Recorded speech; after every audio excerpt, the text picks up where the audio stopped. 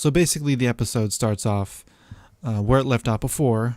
Naofumi and the gang and the other heroes face off against Glass. She continues to disrespect the other heroes, and Glass calls them like his servants and stuff like that, and they're like, what? And then they further prove her point by attacking her recklessly, all three at once. 3 offensive class heroes didn't do anything to her, and they basically got one hit KO'd. This basically left Naofumi with his gang alone to fight her, and of course he puts up a better fight. He still doesn't really have the offensive capabilities. Not Ratifili and Philo, while they're both really strong, they're still not enough. There's still more growth to be had in order to face against her. Glass at least acknowledges Philo's alright. Like her, of course, being a queen of her species, she's inherently, really strong, born that way. Ratifili, she's still, she doesn't have anything special about her, but she's one of those characters that has so much potential. And later on in the series, she's probably going to gain a lot more skills from classing up and all that, and she'll be able to show off her skills and do pretty well as a that sort of assassin class kind of character. So Naofumi is forced to use his rage shield because nothing else can really work against her. And, he tries the Iron Maiden move again. And as expected, it did so well in the last episode, but I think we all knew it wouldn't work against her. She basically shattered it. Didn't really damage her at all. I don't think she even lost a single point of health. But Naofumi was able to defend against everything. This just shows how much more powerful Naofumi has gotten compared to the other heroes. And it's quite disappointing because I imagine that the other heroes were at least somewhat more competent than what they've been showing. I knew the Spear Hero was kind of, airheaded and stupid, but the other two don't seem to be that far off from him. They're a little bit smarter. They're a little bit like, they seem like the smart type, but all in all, they're all kind of need a wake-up call in order to, move on, because Naofumi can't do it himself, as we can see in this episode. Glass is just too strong. There needs to be some sort of offensive force, and as offensive class heroes, sword, spear, bow, they have to be able to make up for Naofumi's lack of offense, and Ratifili and Philo alone can't cut it either. While they were fighting, Naofumi noticed a timer on his his view screen, and he realizes that, hey, that's probably the end of the wave.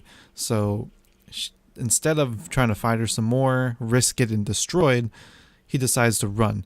And before that, he heals Philo, which I don't think we've seen before. If he's able to heal, that's pretty cool, right?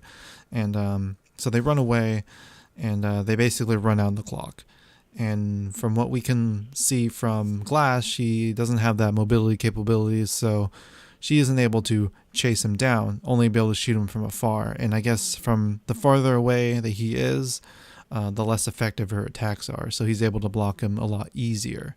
Now this brings up questions in Naofumi, whether who she is, what is the point of the wave, and why is she only targeting them.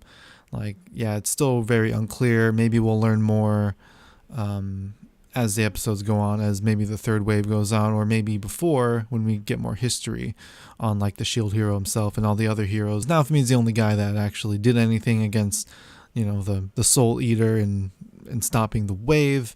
The king summons him by himself, right? There's no people there to celebrate. There's no any sort of attention or acknowledgement. It's just him alone and some guards to make sure Naofumi's in his place, which is kind of sad, right?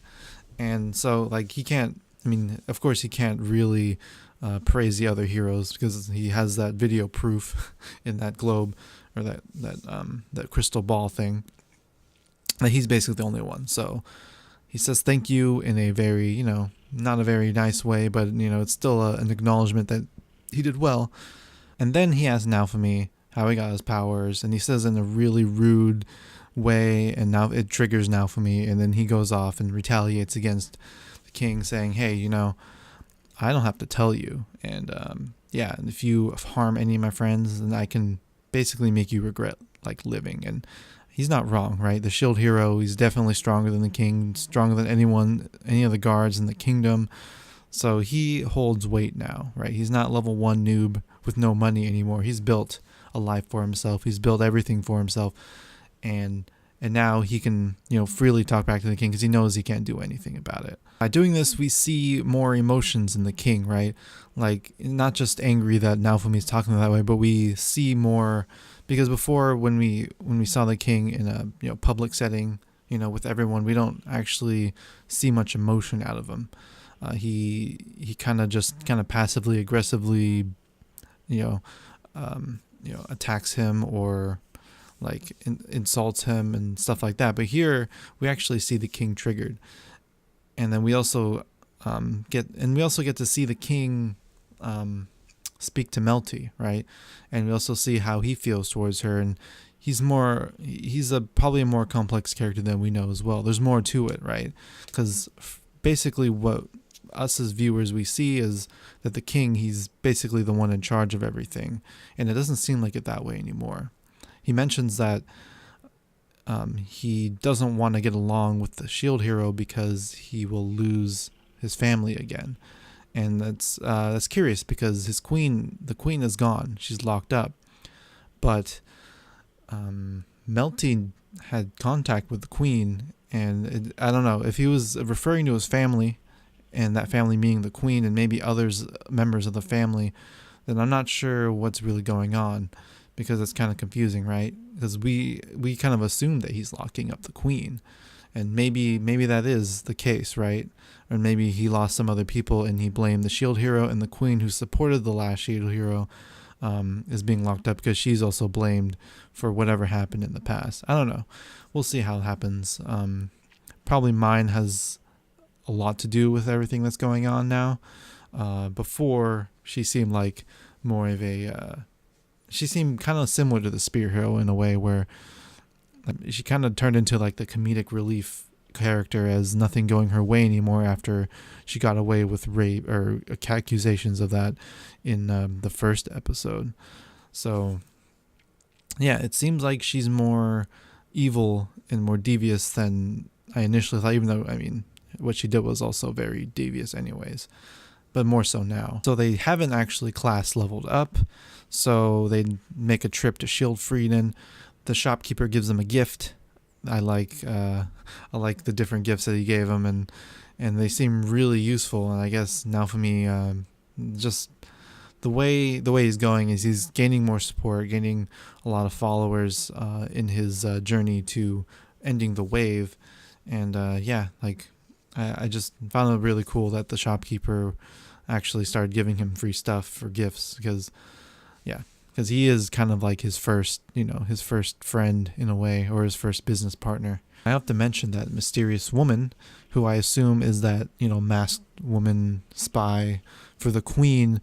I was a little confused by what she was saying. I guess maybe it could have been a translation thing or whatever, but she was basically saying like, yeah, we acknowledge, or some people have acknowledged all the good you've done, the power you've acquired, but also have brought the attention of people who are, I guess, essentially bad, right? He's attracting the good and the bad attention, and he needs to be careful. And I don't know what kind of warning she's referring to. No one really knows. I think that necklace, she gives it to him. It might mean something later. I guess we'll see. So Melty catches up to the shield hero and the gang on their way to Shieldfreeden, and she tries to convince him to come back. I'm assuming she understands what he's trying to do, and so maybe if he becomes in better terms with the king, he'll allow them to use his dragon glass, hourglass thing to help the class level up. And so yeah, Naofumi is like, nope, I'm not going to do it.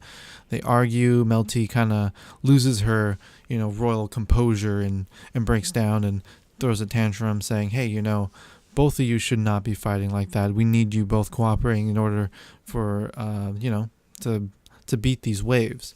And which is true, right? Because the king, the relationship, well, it's mainly the king's fault, right? He's the one who started it. But Naofumi, he could, I guess, apologize and try to make amends and stuff like that, even though he has to kind of, suck up his pride And that's just how it goes, right? Like, it's not really his fault. I don't blame him for how he is, but I can see Melty's point. And I think it probably would be better that way. While this is all happening, Naofumi just gets that vibe, right? The same vibe he does when Mine was accusing him of, all that bad stuff. And then he notices a guard running up towards Melty, and then another guard holding up a one of those videotape like crystal balls, assuming it looks like they're gonna try to find a way to frame Naofumi for assassinating Melty or something. So Naofumi sees that, holds her, blocks the attack, and then the episode ends. And that's what a way to end the episode, right? I wonder who decided to do that, right? I think we know the king wasn't in charge of that, because he actually cares about Melty a lot, and as we saw during that their discussion.